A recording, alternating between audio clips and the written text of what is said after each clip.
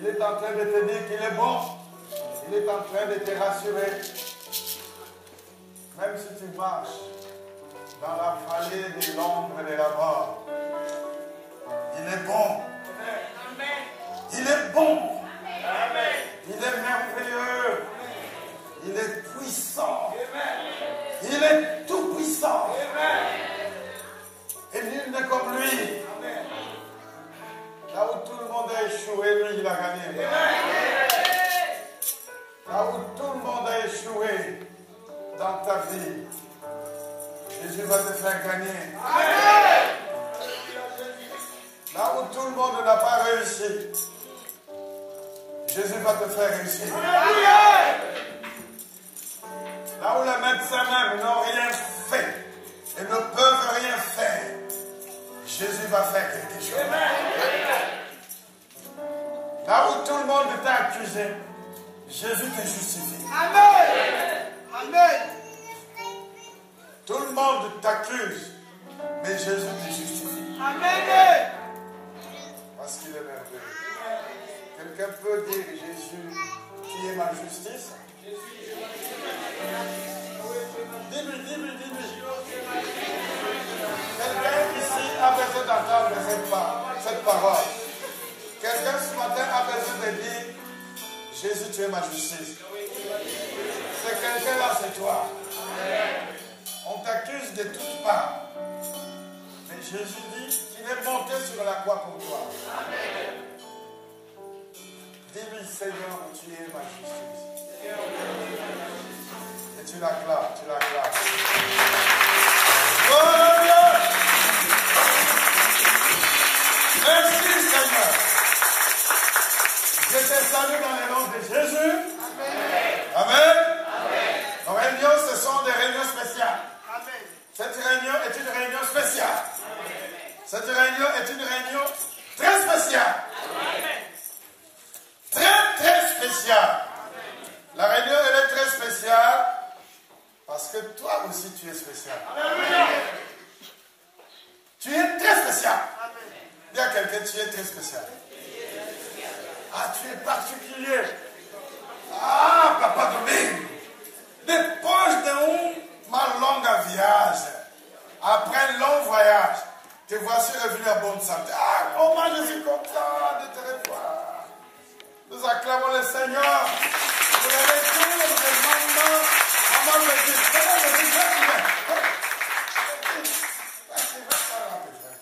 Amen. Ah, je bénis Dieu pour le retour de maman Bettina.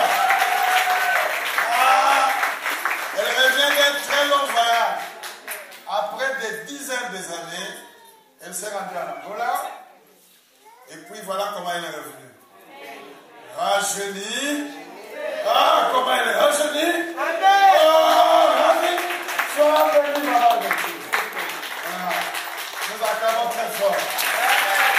Ah, maman Bettina, elle est très spéciale. Nous servons un Dieu spécial. Nos réunions sont spéciales parce que Dieu est spécial. Nous sommes très particuliers. Nous ne sommes pas comme les communs des humains. Nous sommes très particuliers. Est-ce que tu savais que tu es spécial? Tu n'es pas comme tout le monde. Nous ne sommes pas comme tout le monde. Nous sommes très spéciaux. Nous sommes un peuple spécial. Au milieu d'un peuple pervers. Un peuple qui ne voulait pas adorer Dieu. Dieu s'est choisi un peuple. Israël. Particulier. Nous sommes Israël. Nous ne sommes pas comme tout le monde. Moi, je ne suis pas comme tout le monde. Quelqu'un peut dire, moi, je ne suis pas comme tout le monde. Non, moi, je ne suis pas comme tout le monde. Tu es spécial. Tu es Israël. Et c'est lui que nous servons. C'est lui qui nous a appelés à son salut. Qui s'appelle Jésus. Il est très spécial. Et ce matin, il est là au milieu de nous. Cet homme qui a appelé les 12. Les 12 étaient des chefs d'entreprise. Ils étaient des chefs d'entreprise. À l'époque, il n'y avait pas des entreprises comme aujourd'hui. Ils étaient pêcheurs. Ils étaient des grands entrepreneurs. Ah, tu ne crois pas, moi je crois. disciples de Jésus étaient des grands chefs d'entreprise. Ils étaient des hommes d'affaires. Jésus les a appelés. Il a dit, je vais faire de vous des pêcheurs d'hommes. Amen. Des pêcheurs de poissons. Je veux faire de vous des pêcheurs d'hommes. Les chefs des entreprises que Jésus a appelés, ils étaient des personnes très spéciales. Et ce matin, le Seigneur t'appelle, aussi comme les 12, pour être un homme spécial, pour être une femme spéciale. Il y a quelqu'un, tu es un homme spécial, tu es une sœur spéciale. Le Seigneur t'a appelé pour faire un travail spécial, parce que tu es spécial, parce que tu n'es pas comme tout le monde, tu es spécial, tu es spécial, tu es merveilleux. Même ce petit enfant est spécial. Amen. Parce qu'il est le membre de l'église d'aujourd'hui. Jésus aime les enfants. J'aime ce Dieu. Nous lisons le psaume 23. C'est un psaume que nous connaissons tous par cœur. Il y a 6 versets. Et nous allons analyser ces 6 versets. Qu'est-ce que ces 6 versets représentent? Cantique de David. L'Éternel est mon berger. Je ne manquerai de rien. Il me fait reposer dans des verts pâturages. Il me dirige près des eaux paisibles. Il restaure mon âme. Il me conduit dans les sentiers de la justice à cause de son nom. Quand je marche dans la vallée de l'ombre de la mort, je ne crains aucun mal. Car tu es avec moi. Ta houlette et ton bâton me rassurent. Tu dresses devant moi une table en face de mes adversaires. Tu oins d'huile ma tête et ma coupe déborde. On va lire les derniers versets ensemble. Debout, pour ceux qui sont encouragés. On va lire. Je voudrais entendre des bons étudiants qui chantent ensemble, parce que le psaume, c'est un chant. Ils vont chanter ensemble avec moi ce dernier verset. Oui, le bonheur et la grâce m'accompagneront tous les jours de ma vie, et j'habiterai dans la maison de l'Éternel jusqu'à la fin de mes jours. Amen. On répète le 6e verset. Oui, le bonheur et la grâce m'accompagneront tous les jours de ma vie, et j'habiterai dans la maison de l'Éternel jusqu'à la fin de mes jours. Amen. Nous prenons place. Merci Seigneur. Si on peut dépasser, si la technologie peut les projeter les images de la bergerie. Nous sommes dans la bergerie. Nous sommes toujours dans la bergerie. Amen. Nous sommes dans la bergerie où il fait bon vivre. Et dans la bergerie, qui peut me citer quelque chose qui se trouve dans la bergerie? Dans une ferme, qui peut me citer quelque chose qui connaît? Moi, je sais qu'il y a des vaches, il y a des brebis, des chèvres, il y a des bondous, il y a des feuilles de manioc, il y a des œufs, il y a des poules, des moutons. Il y a beaucoup de bonnes choses dans la bergerie. Il y a des puits d'eau. Oui, en plus, il y a du lait, on va parler de l'eau. Il y a des bonnes choses. Et ces bonnes choses qui se trouvent dans la bergerie, ce sont ces bonnes choses qu'on retrouve à l'église. Et cette église, c'est ici. Moi, je dis Amen, parce que je sais que ces choses sont ici. Ces choses, on les retrouve à la paix de l'Éternel. Ces choses, on les retrouve dans la maison de Dieu vivant. Les bons lait, le camembert. Même il sent mauvais, mais il est bon. Amen. Le camembert, c'est une très bonne spécialité Amen. de France. Même la baguette, on les retrouve dans la bergerie. Parce que dans la bergerie, il y a le blé. Et c'est le blé qui aide pour avoir le pain. Amen. La baguette française, spécialité française. Ah, voilà. Et nous voici dans la bergerie. Je vous demande seulement, pardon, je vais éteindre un peu pour mieux voir. Hein? Essaye de teindre là. Pour mieux voir la bergerie. Ah, la bergerie. Tu vois bien la bergerie? C'est vert, non? Vous avez vu la verdure? Ah, la verdure. On peut passer l'autre image? Donc, l'image suivante. Ah, la verdure. Ah, voilà le berger. Oui, c'est le berger. Ah, le berger. Vous avez vu le brebis? À la main, le bâton. L'image suivante. L'image qui suit après. Ah, voilà. J'aime bien cette image. Ah, cette image. Voilà le berger. Il a un bâton à la main. Est-ce que vous voyez à la fin du bâton, il y a une ferraille. Et au fond, il y a un crochet. Ce bâton sert à quoi?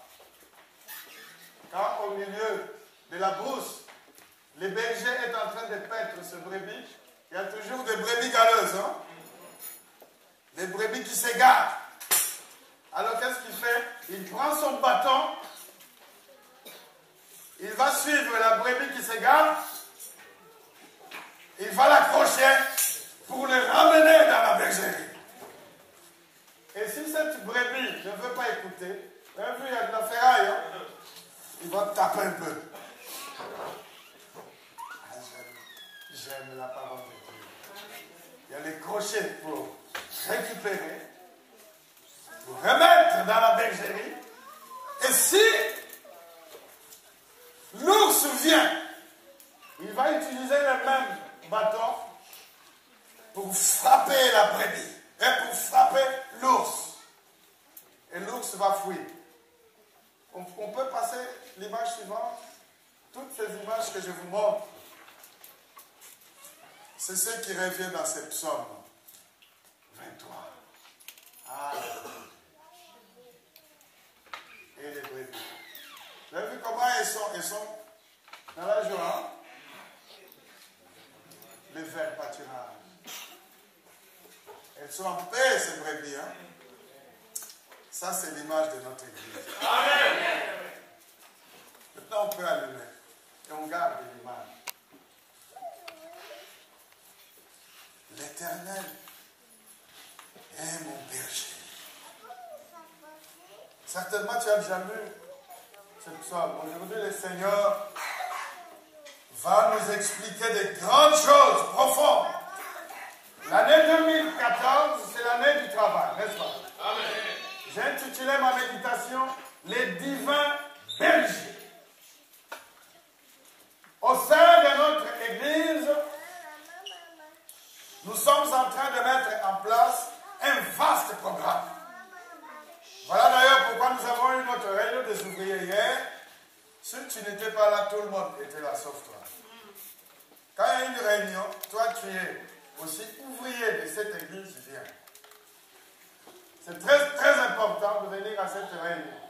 Nous sommes en train de mettre en place un vaste programme qui vise la récupération de jeunes personnes, des adolescents, des adultes, des mamans et des papas, des familles tout entières qui se trouvent dans des moments difficiles, malheureusement.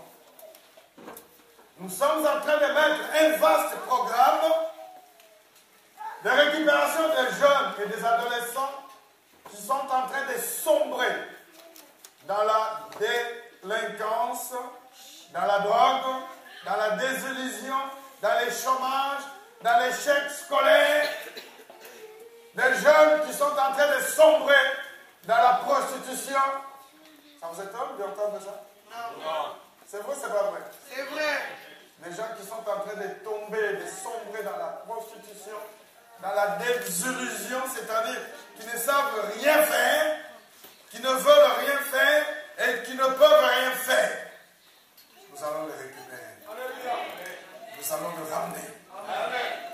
La lumière de Dieu va briller dans leur vie. Leur vie va changer. Ça, c'est un vaste programme que nous avons mis en place.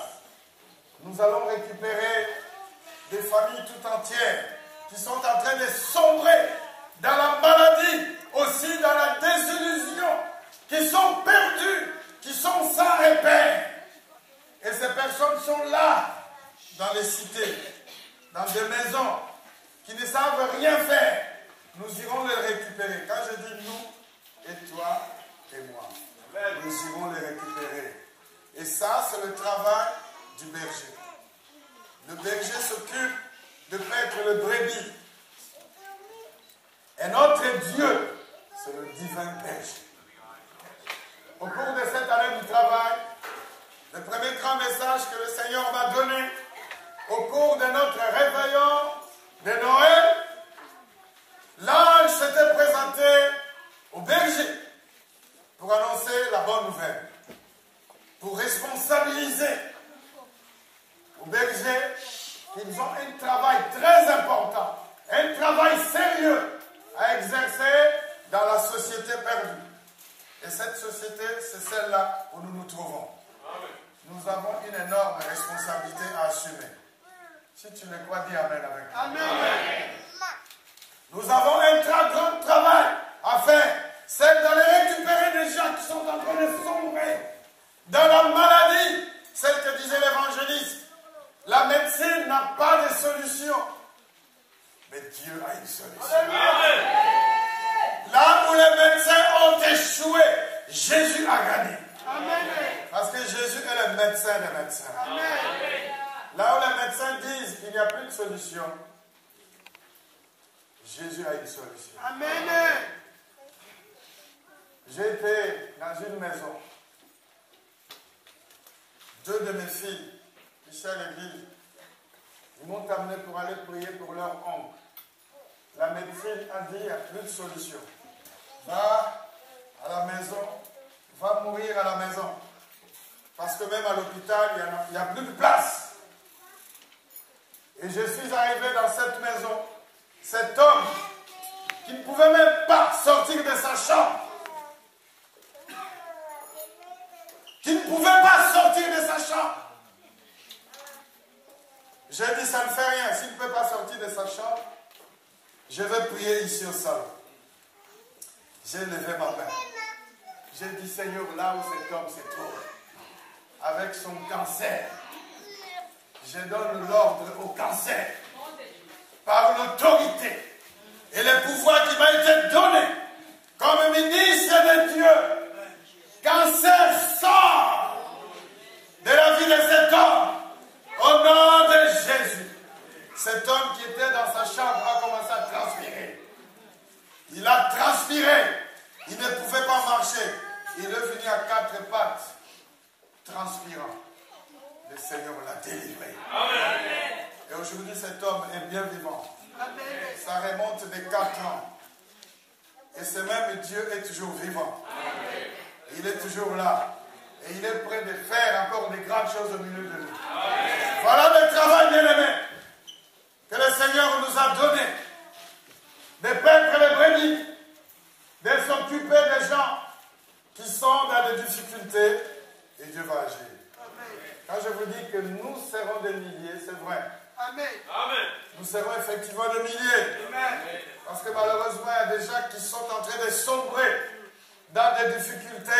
Toi et moi, nous irons les récupérer. Amen. Nous allons les amener ici. Ils vont recevoir le salut de Dieu. Amen. Qui veut faire ce travail avec moi? Amen. Dis Amen fort. Ça, c'est le travail que nous devons faire. Nous développons déjà un gigantesque travail d'accompagnement des familles, beaucoup de familles monoparentales, c'est-à-dire des familles qui élèvent les enfants seuls, un père ou une mère qui élève des enfants seuls, c'est très difficile. L'Église les accompagne.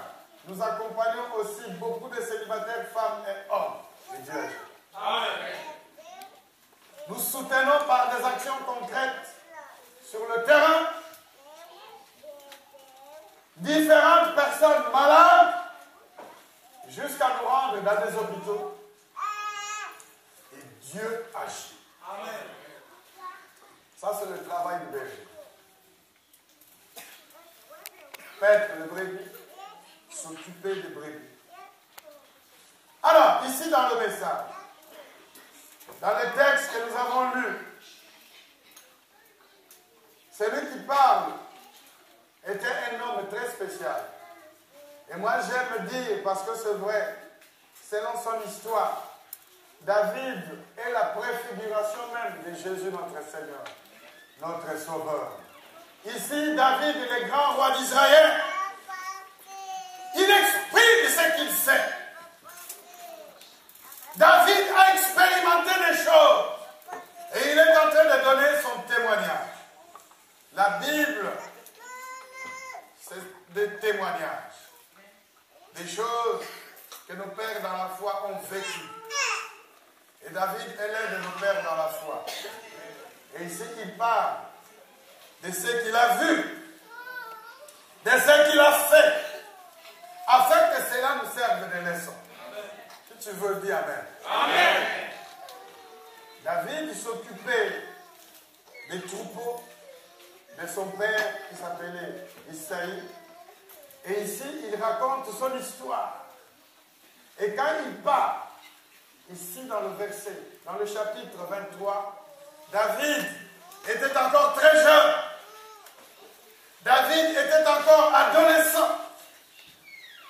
Ce matin, j'ai envie d'encourager tous les jeunes.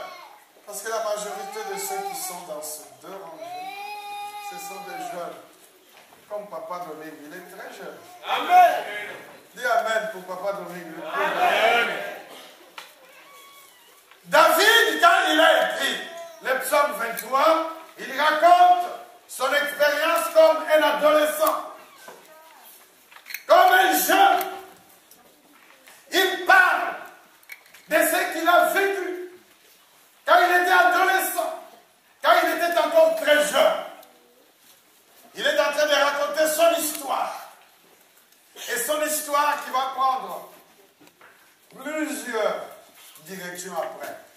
Mais pour le moment, il est encore adolescent. Mais il était déjà responsable. Il s'occupait déjà de brebis, de son père, Isaïe.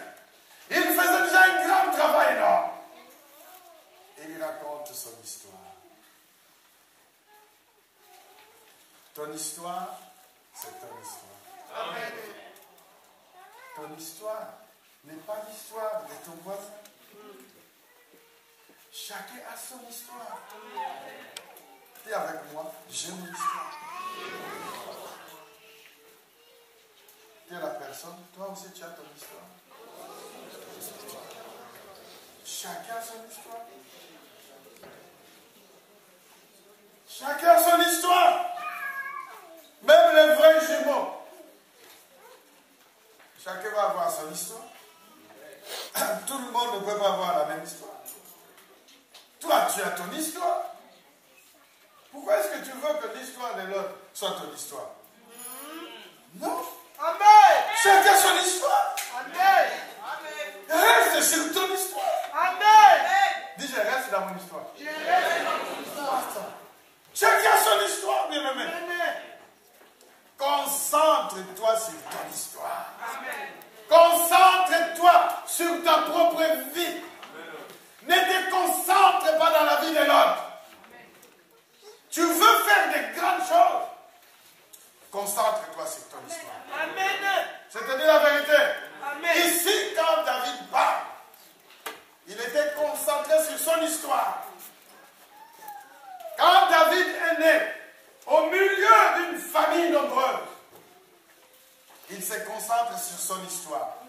Depuis très jeune, il accepte de paître les brebis de son père.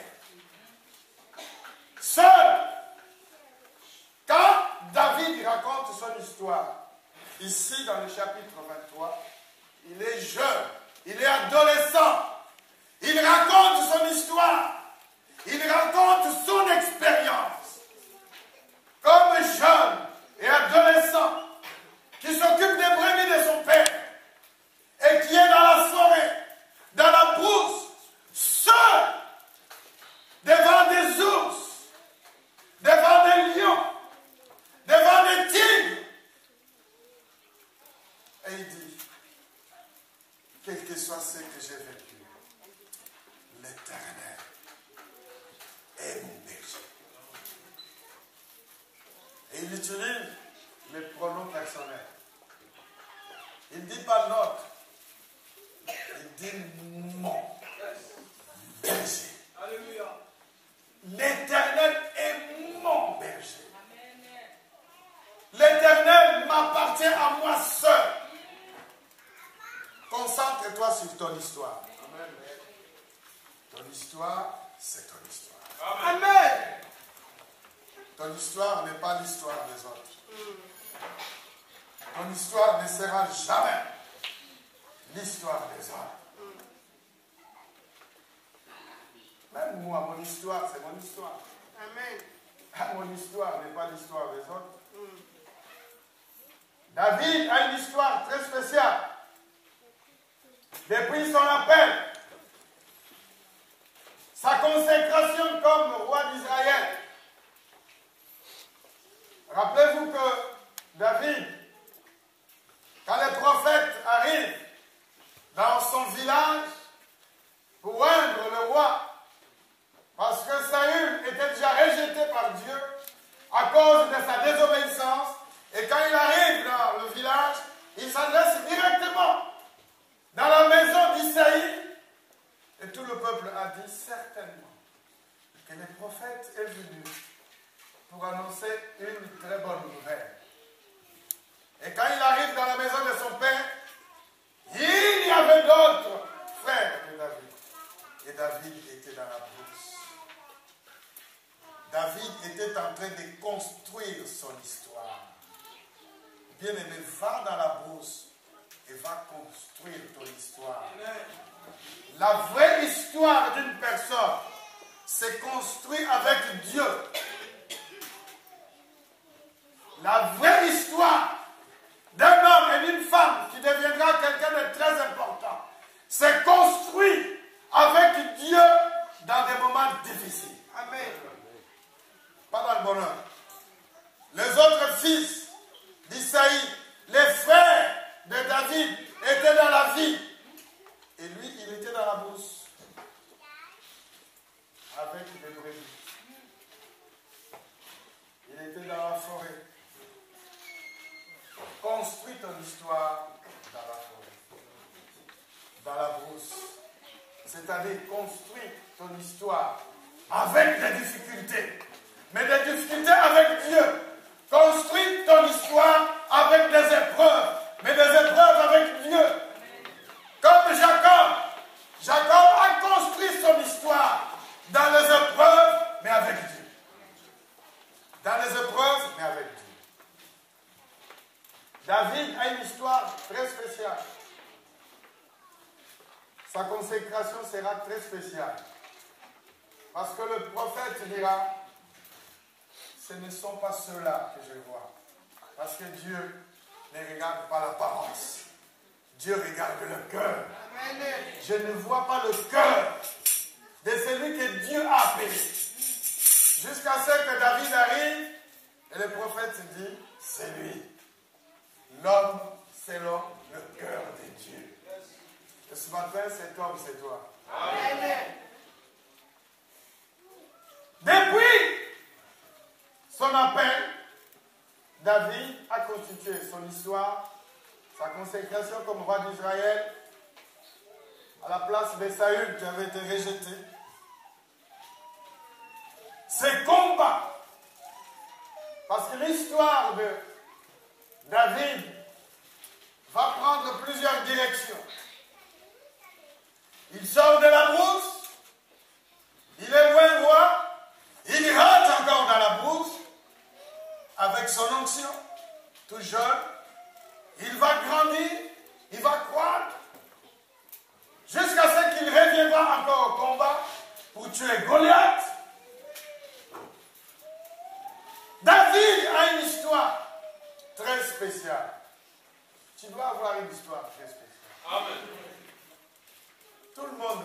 l'histoire comme l'autre. Tu dois voir ton histoire à toi-même. Amen. David était en train de constituer son histoire. David, après, aura des grands combats. Sa vie sera une vie de combats, de tous les jours. Accepte le combat, mais avec Dieu. Amen. Après avoir tué Goliath, David a poursuivi son travail de combat, des grands combattants. Et rappelons-nous que le grand roi de l'époque, Saül, va les persécuter. David, quand il est devenu grand roi, quand il sera dans son palais, David était aussi distrait. Et David va avoir une aventure avec une femme, Bathsheba. Et David enverra Uri au combat. Où Uri est allé mourir. David va prendre la femme de son soldat. David va avoir le premier enfant. Et Dieu dit, cet enfant mourra. Et David aura un enfant qui est devenu son successeur avec cette femme. Amen. Ah, que de tergiversations et de péripéties. Une histoire très spéciale. Mais cette histoire, c'est l'histoire de David. Amen. Quelle est ton histoire? Quelle est ton histoire? Une histoire très particulière. Laisse-moi te rappeler, être berger, c'est un travail très difficile. C'est un travail très particulier. Pour être berger, il faut être appelé. Si tu n'es pas appelé, tu ne peux pas. Tu ne pourras pas. Tu ne tiendras pas. Tu vas sombrer. Tu ne vas pas avancer. Tu vas disparaître. Mais si tu es appelé par Dieu comme berger, avec Dieu, tu vas faire des exploits. Amen. Être berger, bien-aimé, il faut avoir la vocation. Sinon, ça ne marche pas. Ici, David raconte son expérience dans la brousse. Quand il était devant des lions, des tigres, des animaux féroces, il sait qu'il se confiait toujours auprès de Dieu. Toutes les fois, dans ton histoire, est-ce que quelqu'un a une histoire ici? Amen. Tu as une histoire? Amen. Tu as une histoire. Chacun d'entre nous a une histoire. Amen. Tu as une histoire. Les jeunes ici, vous êtes en train aussi de constituer chacun son histoire. Amen. Et dans la constitution de votre histoire, associez Dieu. Amen. Amen. Parce que les lions, les tigres, les ours viendront. Mais confie-toi à Dieu. Amen. Quand tu vas te confier à Dieu, le Seigneur viendra toujours à ton secours.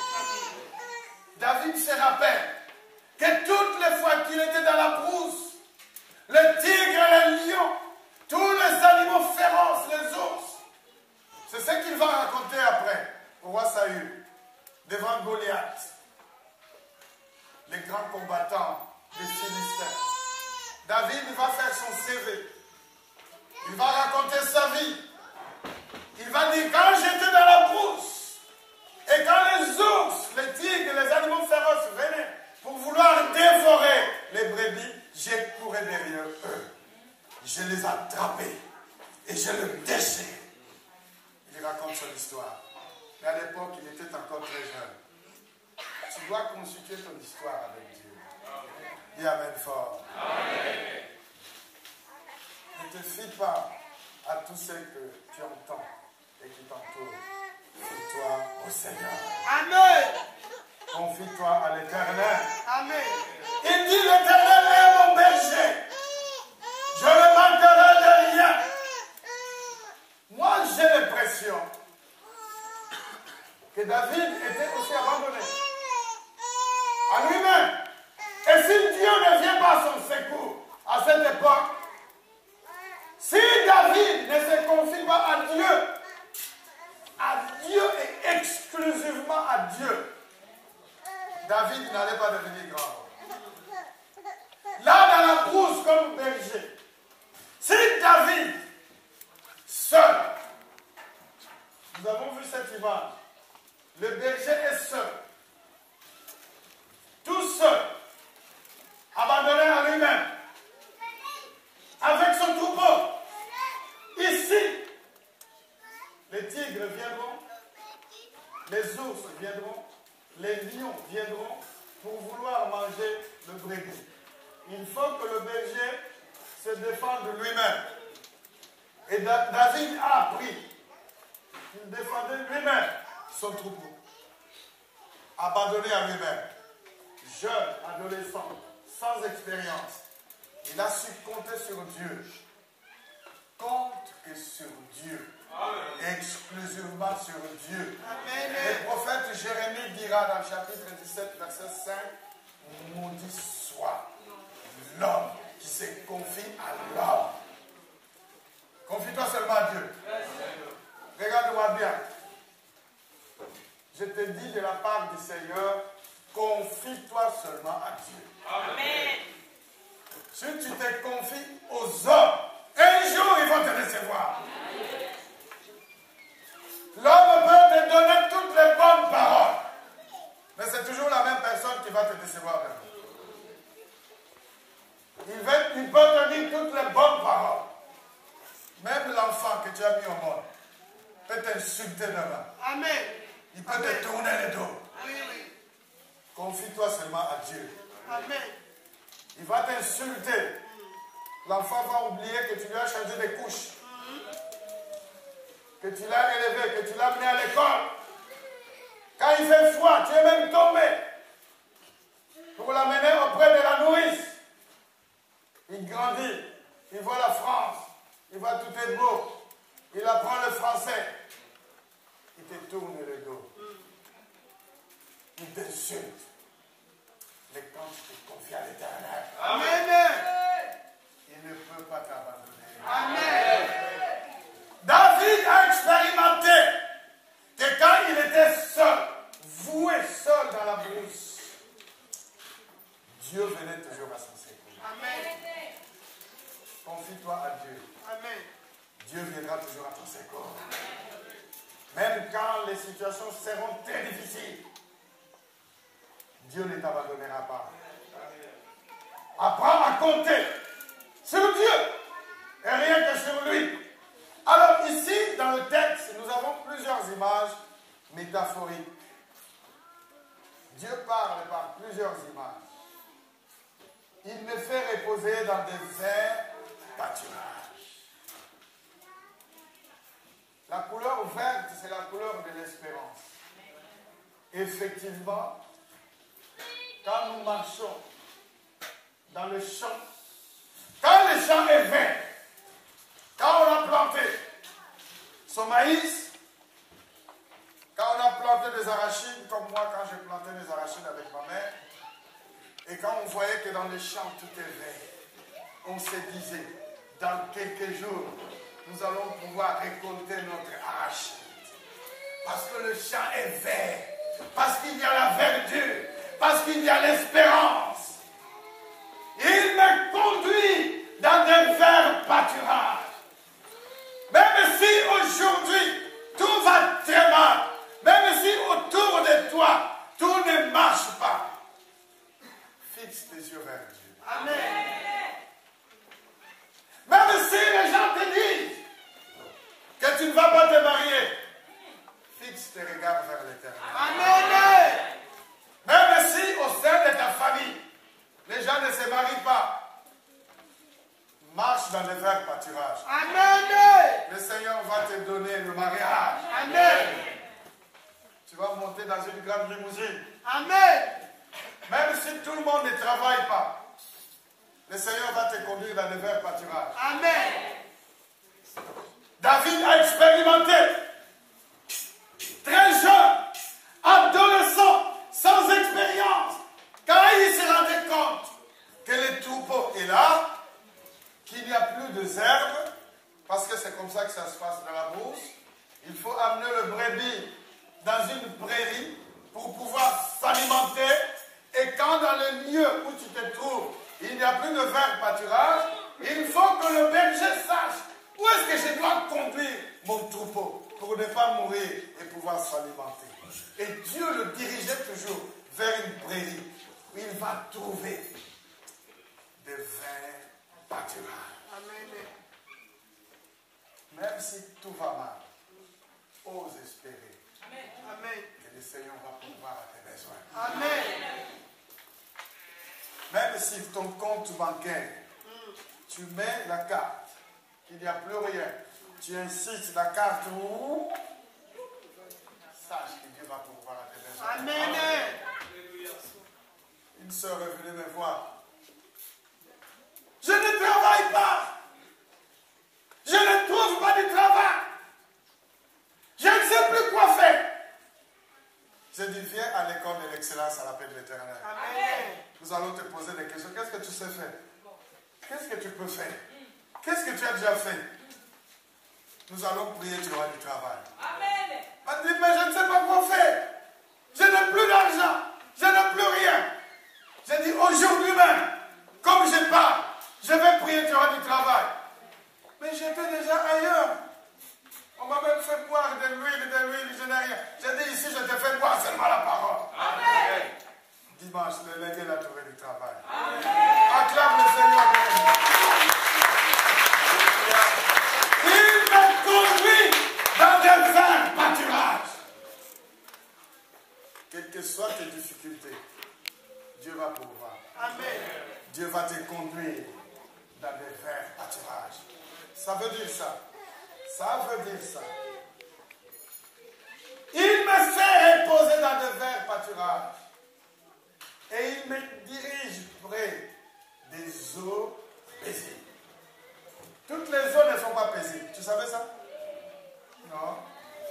Tu peux trouver des eaux qui ne bougent pas. Mais à l'intérieur, il y a des crocodiles. Quand tu marches, tu fais une longue distance. Quand tu as trop chaud, quand tu vois de l'eau, tu veux te baigner. Ne te baigne pas dans toutes les eaux. Que l'Esprit de Dieu t'explique. Je vous ai dit que la paix de l'Éternel, c'est le Jourdain. Amen. Tout le message se rejoint. Naaman, il avait la lèpre. Et il est venu voir le prophète Élisée. Et le prophète Élisée lui envoie dire, va dans le Jourdain, plonge cette fois, et tu seras guéri. Et lui, il n'a pas compris. Il dit, mais là-bas, en Syrie, il y a aussi d'autres fleuves. Pourquoi est-ce que je ne peux pas aller là-bas me laver, être guéri? Le prophète dit non, il faut que tu plonges dans les Jourdains. Les Jourdains, c'est la paix de l'Éternel. Il me dirige près des eaux paisibles. Quand David s'est trouvé dans la brousse, les brebis devraient boire de l'eau. Parce que si les brebis ne s'abreuvent pas, les brebis vont mourir. Oui ou non? Il arrivait des moments où il n'y a pas d'eau. Il n'y a pas de cours d'eau. Il n'y a pas de fleuve, il n'y a pas de rivière. Il n'y a pas de flaque d'eau. Qu'est-ce que je vais faire avec les brebis de mon père? Je ne peux pas perdre toutes ces brebis. Et c'est ce que Jacob dira à Laban. Durant toutes ces années, je n'ai pas dormi. Durant la journée, le soleil était en train de me brûler. Et durant la nuit, le froid aussi me brûlait. Le sommeil fuyait de mes yeux. Je m'occupais bien de tes brebis. Et voilà ce qu'est devenu aujourd'hui ton troupeau. Il a travaillé d'arrache-pied. David, comme berger qu'il était, s'est confié exclusivement à Dieu. Seul dans la brousse. Il n'y a pas d'eau. Qu'est-ce que je vais faire pour abreuver ce troupeau? Dieu les conduisait près des eaux, alors des eaux paisibles. des eaux où il n'y avait pas de serpents. Parce qu'il y a des eaux où il y a des serpents, il y a des crocodiles, il y a des bêtes féroces qui sont à l'intérieur des eaux. Il y a aussi des poissons sauvages, le requin. Parce que le requin, si le requin voit une brebis qui est en train de s'abreuver, qu'est-ce qu'il va faire? Il va manger, oui ou non? Il va dévorer. Fais attention. Ne va pas n'importe où. Viens à la paix de l'Éternel. Amen. Oh, tu ne crois pas. Ne va pas n'importe où. Viens à la paix de l'Éternel. J'ai donné un témoignage le mercredi. J'ai prié pour une sœur qui était là, même le dimanche passé, qui ne pouvait pas tourner son dos comme ça. Tourne un peu ton dos, ta tête, tourne ta tête. Tu tournes bien ta tête, hein? Elle, pour se tourner, il fallait qu'elle fasse comme ça. Comme un robot. Papa, je ne peux pas tourner ma tête. Qu'est-ce qui s'est passé? J'étais quelque part, à un moment, il posait la main, et depuis lors, je ne me sens pas bien. Elle s'est rendue dans des zones non paisibles. Elle s'est fait attraper par le malin.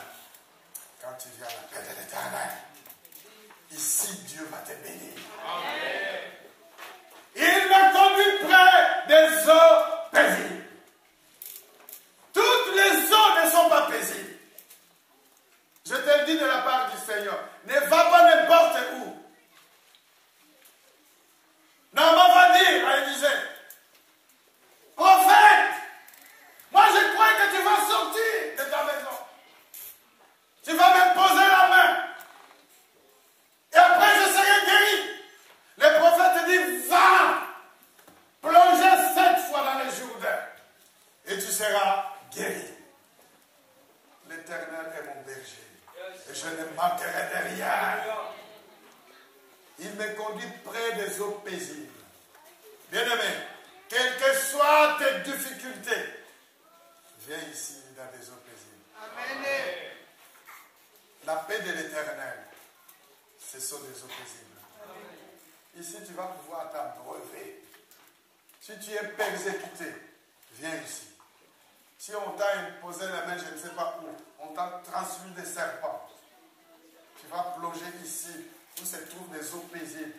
Le Seigneur va te délivrer. Amen. Dis Amen fort. Amen. Cette sœur qui ne pouvait pas se tourner et qu'on avait contaminée par des mauvais esprits, à peine j'ai commencé la prière, le serpent est sorti. Elle avait une grosse serpent de la tête jusque là. Et quand le serpent est sorti, le serpent a laissé des os dans son ventre. Je vous dis des choses que nous expérimentons. Nous sommes restés des heures et des heures à prier pour elle. Et je regrette qu'elle ne soit pas revenue aujourd'hui. Parce que les œufs sont toujours dans son ventre. Et malheureusement. Et il faut que moi je monte avec la servante de Dieu à la haute montagne. Il faut que nous gémions pour elle par l'amour de Dieu. Et quand nous descendrons, quand nous allons prier ça, tous ces eaux vont sortir. Il se passe des choses ici. L'Éternel me conduit près des eaux paisibles. Les eaux paisibles, c'est la paix de l'Éternel. Si tu viens ici, Dieu va te guérir. Si tu viens ici, Dieu va te délivrer. Si tu viens ici, Dieu va t'amener à une très grande dimension. Ta vie ne sera plus jamais la même. Je te dis la vérité. Tu vas connaître Dieu comme tu ne l'as jamais connu. C'est facile de dire, je connais Dieu. Viens connaître Dieu. Il restaure mon âme. Combien de personnes bien-aimées nous cessons de recevoir, qui sont complètement déstabilisées par la vie de ce monde. Le monde ne nous fait pas de cadeaux. Nous sommes dans un monde des impurs, dans un monde des méchants. Tu fais confiance à quelqu'un, la même personne demain te déçoit. Les gens marchent avec une très grande culpabilité, avec des déceptions cumulées dans leur vie. En ce moment même où je parle, combien d'entre vous ne craignent pas des culpabilités, des déceptions de longues années. Mais quand tu viens ici, le Seigneur restaure ton âme. Amen. David, il raconte son histoire très jeune. Il était déjà déçu. Comment est-ce qu'une famille importante comme celle de David avait des grands frères. Les grands frères ont fait de longues études à l'université. Et lui, son père va l'envoyer dans la brousse. Vous croyez que cet enfant était content? Il était déçu. Il traînait cette déception. Même quand il était dans la brousse, il se disait, mais pourquoi seulement moi? C'est la question que tu te poses aussi, toi. Pourquoi seulement moi? C'est toi parce que demain Dieu va t'élever. Amen. C'est toi seulement parce que c'est toi que Dieu a choisi. Amen. Accepte l'école de Dieu. L'école de Dieu, c'est le désert. L'école de Dieu, c'est la brousse. Là où il était David, Dieu était en train de l'instruire. Il restaure mon âme. Toutes les fois que David pensait à sa vie, à sa déception, et qu'il revenait auprès de Dieu, Dieu restaurait son âme. Quelles que soient les déceptions que tu as connues, quels que soient les échecs que tu as connus, si tu te confies seulement à Dieu, le Seigneur va restaurer ton âme. Amen. Tu es une très belle femme pourtant. Tu as tout ce qu'il faut pour être dans un mariage, dans un foyer. Mais tous les hommes qui viennent auprès de toi ne peuvent pas conclure une alliance solide avec toi. Et tu es déçu. Mais le Seigneur ce matin te dit qu'il restaure ton âme. Amen. Il faut encore espérer. Amen. Toutes les femmes que toi tu pensais être ta femme ont fini par te décevoir. Ce matin, laisse-moi te dire que le Seigneur restaure ton âme. Amen. Et il te dit, espère encore. Espère encore. Il me conduit dans le sentier de la justice. David se disait, mais pourquoi seulement moi? Et pourtant j'ai des grands frères. Pourquoi seulement moi je dois être ici, en train de perdre les brebis? C'est une injustice que j'ai subie du départ. La société m'a déçu. Je suis accusé injustement. Le Seigneur te dit qu'il est ta justice. Il me conduit dans le sentier de la justice. À cause de ça. Laisse-moi te dire, bien-aimé.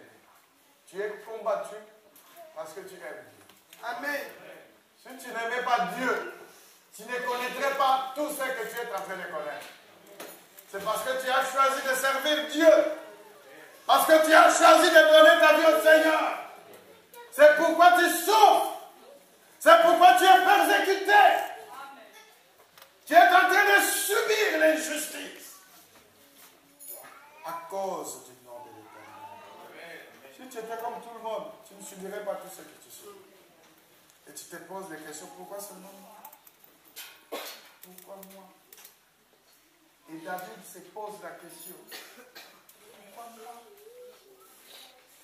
Quand le prophète Samuel arrive, et d'autres enfants, costauds, grands, gaillards, bien habillés, bien parfumés, le prophète se dit non, le roi n'est pas ici. Est-ce que vous n'avez pas un autre fils? Ah oui, j'ai un autre, il est là-bas. Faites-le venir. Aussi longtemps qu'il ne vient pas, on ne va pas faire la cérémonie. Et si David dit, il me conduit dans les sentiers de la justice. À cause de son nom, je souffre. À cause du nom de l'Éternel, je subis l'injustice. Quand je passe, tout le monde me regarde. Tout le monde me montre les doigts. C'est à cause de l'Éternel que j'ai subi tout ça. David se rend compte qu'il a souffert toute cette injustice, qu'il va payer gros un jour. Parce que la fin de l'histoire de David va bien finir. Laisse-moi te rappeler, quelle que soit ton histoire, elle va bien finir. Amen. Alléluia. Quelles que soient les péripéties, quelles que soient les phases que prend ton histoire, quelle que soit la tournure que prend ton histoire, elle va bien finir. Amen. Ne t'inquiète pas. Le Seigneur est ta justice. À cause du nom de l'Éternel, tu souffres, tu subis, mais ton histoire va bien finir. Amen. Ton histoire va bien finir. Amen. Elle va bien finir. L'Éternel est ta justice. Elle va très bien finir. Parce que Dieu est fidèle. Amen. C'est un Dieu fidèle. Quand je marche dans la vallée de l'ombre de la mort, je ne crains aucun mal, car tu es avec moi. Ta houlette et ton bâton me rassurent. C'est la parole de Dieu. Laisse-moi te dire, bien-aimé, David ici, très jeune, adolescent, devant des ours, devant des lions, devant des animaux féroces, un jeune adolescent de 13 ans, 14 ans. Il y a des ours devant lui qui veulent dévorer les brebis. Et il sait très bien que si ces ours dévorent les brebis, lui qui était déjà maltraité par sa famille, quelle sera sa considération auprès de son père? C'est-à-dire que David lui-même, il était auprès de la mort. La mort était devant lui. Parce que les ours étaient là. Et les ours ne pardonnent pas. Les tigres et les lions. Et avant d'attaquer les brebis, ils commencent par attaquer lui, le berger. Mais puisqu'il savait se confier à Dieu, le Seigneur le délivrait toujours. Et ça, c'est ton histoire. Il y a des moments où tu te dis, mais je vois tout le ciel est en train de tomber devant moi. Tout le monde est contre moi. Pourtant, je n'ai rien fait. Que dois-je faire? Quand je marche dans la vallée de l'ombre de la mort, David revenait toujours auprès de Dieu. Il dit, l'Éternel est mon berger. Quand je marche dans la vallée de l'ombre de la mort, je ne crains aucun mal, car tu es avec moi. Quand tu es menacé, quel que soit tout ce qui te menace, laisse-moi te rassurer, ne crains rien. Amen. Dis avec moi, je ne crains rien. Dis encore très fort, je ne crains rien. Le prophète a dit au roi, donne-leur à manger, à boire, et puis tu leur fais rentrer chez eux. Mais Moïse avait reçu de la part de Dieu, quand Israël devrait traverser la mer Rouge, les ennemis sont venus. Et Dieu dit, oui, les Égyptiens que vous voyez, les Égyptiens que vous voyez aujourd'hui, vous ne les verrez plus. Donc c'est toi qui sauras si tu vas les écraser tes ennemis ou tu vas les renvoyer. Moi je vais les écraser, moi. Moi je vais les écraser. Moi je vais les écraser. Je dis bien des esprits, pas des hommes ni des femmes. Je vais les écraser pour qu'ils ne reviennent plus. Même quand ils reviendront, je vais les écraser encore. Gloire à Dieu.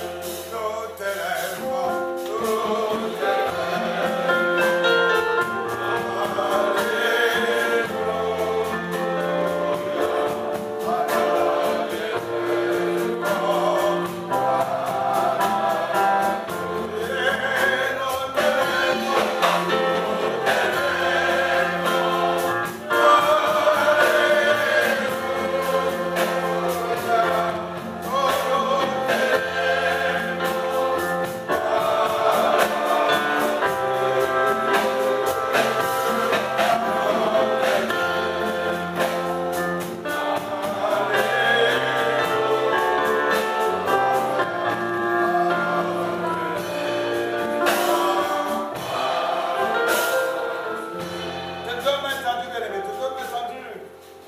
L'Éternel est mon berger. Je ne manquerai de rien. Le divin berger est présent.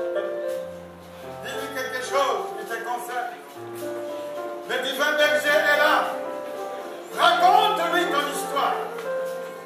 Raconte ton histoire au divin berger. Oh, divin berger.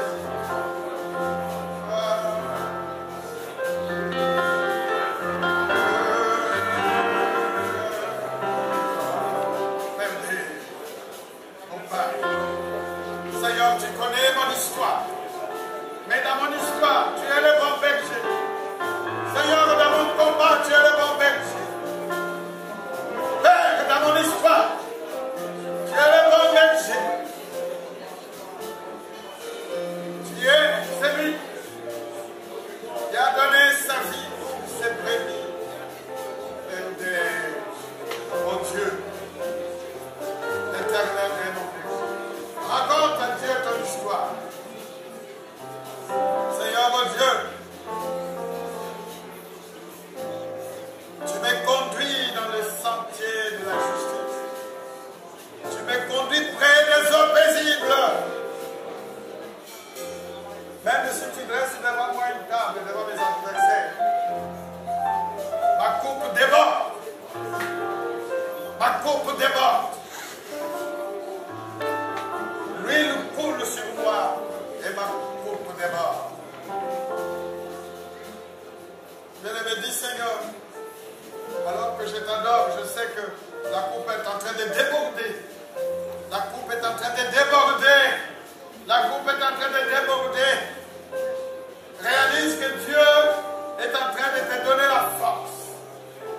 Comme Dieu avait donné à David. David qui était un adorateur. La coupe débordée. Regardez, nos Père, mon Père, dans cette épreuve, dans mon histoire va bien finir.